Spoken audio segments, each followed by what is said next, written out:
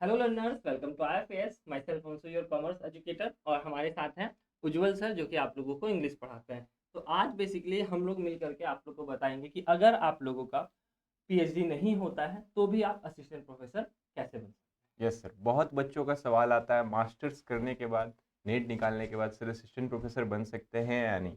क्योंकि मास्टर्स करने के बाद लोग नेट पे जाते हैं हैं। जी और जी नेट जी। के बाद सर लोग को पता चलता है कि सर नेट के बाद तो अभी असिस्टेंट प्रोफेसर कोई जॉब देने आ ही नहीं रहा है हमारे पास।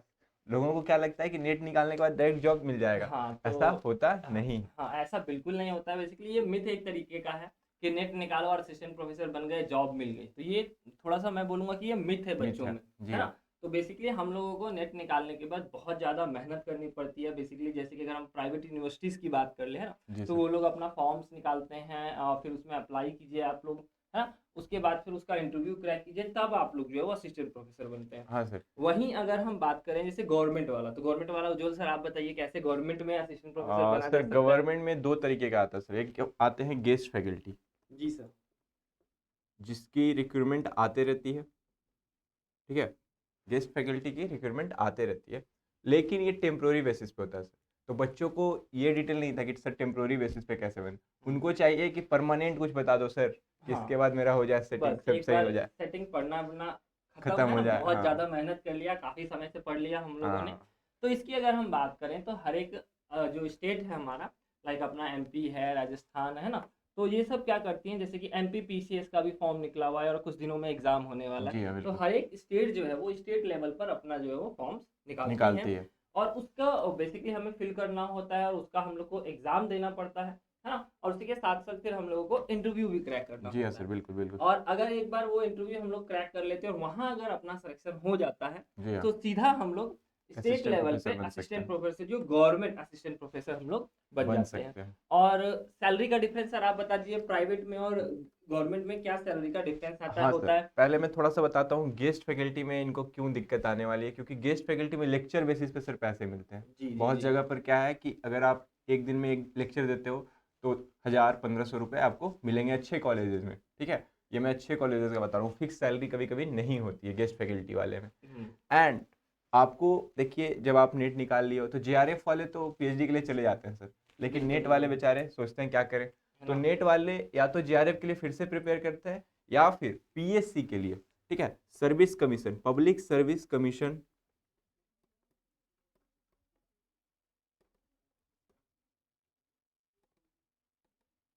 ठीक है, पब्लिक सर्विस कमीशन वैकेंसी निकालती है, जिससे आप असिस्टेंट प्रोफेसर बन सकते हो।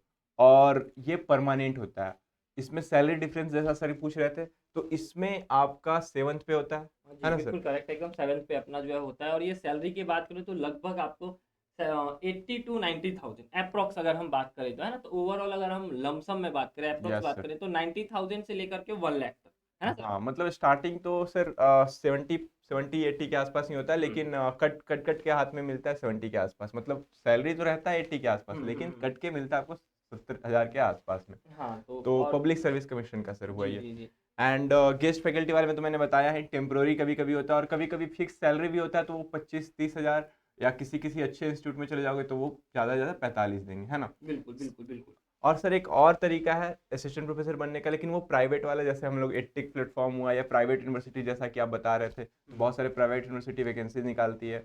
उसके इंटरव्यू देने पड़ते हैं हम लोगों को, फिर उसमें क्वालिफाई करना पड़ता है। वहाँ पे अपना जो भी इंटरव्यू में जो भी पूछेंगे, उसकी तैयारी करो आप। वैसे भी आप बना सकते हो। बहुत सारा आपको मतलब नौकरी ढूंढना पड़ता है आपको हाँ, मिलने, मेहनत करना पड़ता है, सर्च करना पड़ता है, बैठे रहने से अपना जो है वो जॉब हमें नहीं नहीं मिलता मिलने है। वाला है। और एक सर मैंने API स्कोर बोल कर के सुना है कि API स्कोर अगर अपना अच्छा होगा तो भी हम लोग जैसे कि गेस्ट फैकल्टी है या फिर एड हॉक बेसिस पे हम लोग बन सकते हैं। थोड़ा-सा उसके बारे में आप थोड़ा हाँ बताइए सर? सर, एपीआई पे हम लोग एक वीडियो लेकर आने वाले हैं सर बच्चों के लिए। हाँ, उसमें ज़रूर। डिटेल में हम लोग डिस्कस करेंगे या एपीआई स्कोर क्या होता है।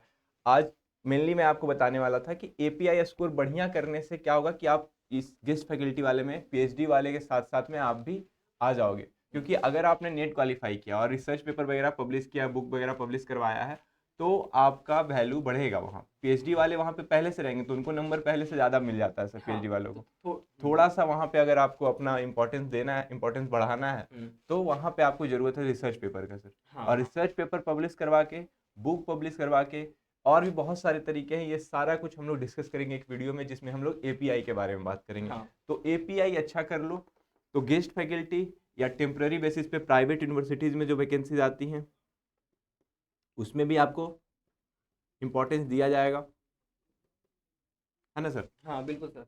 तो एपीआई स्कोर के बारे में सर मैं थोड़ा सा सम अप कर देता हूँ हाँ सर, बच्चों को। बता दो सर। देखो बेसिकली ना एपीआई स्कोर में हम लोगों ने ग्रेजुएशन में अपना जितना मार्क्स आया है, और जैसे कि 60% आया तो हम लोग को 15-16 नंबर मिलेगा, या 80% आया तो 18-19 नंबर मिलेगा, ठीक जी है। सर। मास्टर्स में अगर हमारे 60% नंबर आए हैं तो 15-16 नंबर मिलेगा, और अगर उससे ज़्यादा आए हैं तो फिर 18-19 मिलेगा। हाँ सर। अगर आपका नेट क्रैक है तो आपको 8 पॉइंट्स मिलेंगे, जेआरएफ क्रैक है तो आपको 10 पॉइंट्स मिलेंगे, और जी, अगर आपका पीएचडी क्लियर है तो आपको सीधा 25 नंबर्स जो है वो एक्स्ट्रा मिल एक्स्ट्रा जाते हैं। मिल जाता है। और टोटल इन सबको सम किया जाता है, ठीक है। और इसी के साथ साथ इसके अंदर में हम बात करें तो रिसर्च पेपर अगर आपने पब्लिश किया हुआ है तो 2 नंबर सर उनके एक्स्ट्रा मिलते हैं, जी हाँ सर, है ना। बिल्कुल। बुक राइटिंग के, रिसर्च पेपर के आपको मिलते हैं, या फिर टीचिंग एक्सपीरियंस है आपको तो उसके भी नंबर जो है मिलते हैं। और इन सभी का सम अप करके लास्ट में जो आपका मार्क्स आता है जो होता है वो अपना एपीआई स्कोर जो है वो होता है। और देखिए अगर आप मान लीजिए गेस्ट फैकल्टी के लिए जा रहे हैं, ठीक है, वहां पे एपीआई स्कोर चेक किया जा रहा है। एडहॉक फैकल्टी के लिए जा रहे हैं हाँ वहां सर, पे बिल्कुल। अगर एपीआई स्कोर पे हो रहा है आपका, और वहीं आपके साथ अगर दूसरा आपका जो प्रतिद्वंदी है, कंपटीटर है, वो पीएचडी किया हुआ है, तो फ्री में सर उनको 25 हाँ, मार्क्स का बिल्कुल, बेनिफिट बिल्कुल। मिल जाता है। इसीलिए सर कह रहे थे कि अपने एपीआई स्कोर को बढ़ाने की सोचिए। कैसे बढ़ा सकते हैं, तो रिसर्च पेपर पब्लिश कीजिए, है सर ना, कहीं-कहीं टीचिंग। पब्लिक सर्विस कमीशन में भी होता है सर ये। हाँ वो वाला वो भी होता है, हाँ हाँ, जी जी उसमें भी वो भी एपीआई होता है। मायने रखेगा, ये लेकिन बहुत जगह पे नहीं भी है सर, जैसे राजस्थान में हमारा नहीं है। राजस्थान में सिर्फ इंटरव्यू में 24 नंबर मायने रखता है बस। बस हाँ, तो ये अलग अलग थोड़ा वेरी करता है, तो इसको आप लोग जो है वो अच्छे से थोड़ा सा देखिएगा। और हाँ। एपीआई स्कोर पे नेक्स्ट जैसा कि सर ने कहा हम लोग जरूर एक वीडियो लेके आएंगे। जी तो हाँ। उस समय जरूर जो भी हमारे चैनल्स पे पहली बार आए हैं ना, हुँ। तो इस तरीके की इन्फॉर्मेटिव वीडियो के लिए चैनल को सब्सक्राइब करना बिल्कुल ना जी हाँ। भूलिएगा। तो अगर हम ओवरऑल सम अप कीजिए सर एक बार हाँ। आज के सेशन। हाँ सर, सम अप करना है तो यही बोलेंगे कि देखिए असिस्टेंट प्रोफेसर बन सकते हैं, बिना पीएचडी के बिल्कुल बन सकते हैं। एक तरीका है गेस्ट फैकल्टी, जिससे टेम्पररी बेसिस पे आप बन सकते हो असिस्टेंट प्रोफेसर। और परमानेंट चाहिए आपको तो पब्लिक सर्विस कमीशन के एग्ज़ाम निकालने होंगे, जैसे आरपीएससी, एचपीएससी, बीपीएससी भी एमपीपीसीएस निकालने वाला है सर। एमपीपीसीएस मध्य हाँ, प्रदेश पब्लिक सर्विस कमीशन है ना। तो हाँ। हर एक स्टेट अपना पीसीएस का इस एग्जाम बार निकालता है। 2024 में सर बहुत ज़्यादा वैकेंसी आने वाली है असिस्टेंट प्रोफेसर की।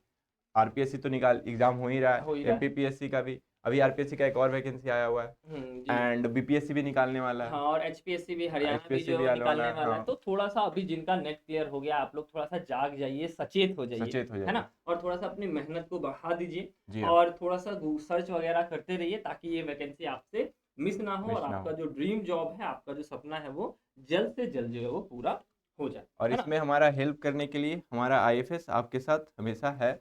अगर आप यूजीसी नेट की तैयारी कर रहे हो, जिनसे अभी यूजीसी नेट नहीं निकला है, तो आप हमारा रिकॉर्डेड कोर्स ले सकते हो, जिसपे 75% ऑफ मिल रहा है। आईएफएस 75 कूपन कोड लगाना है आप।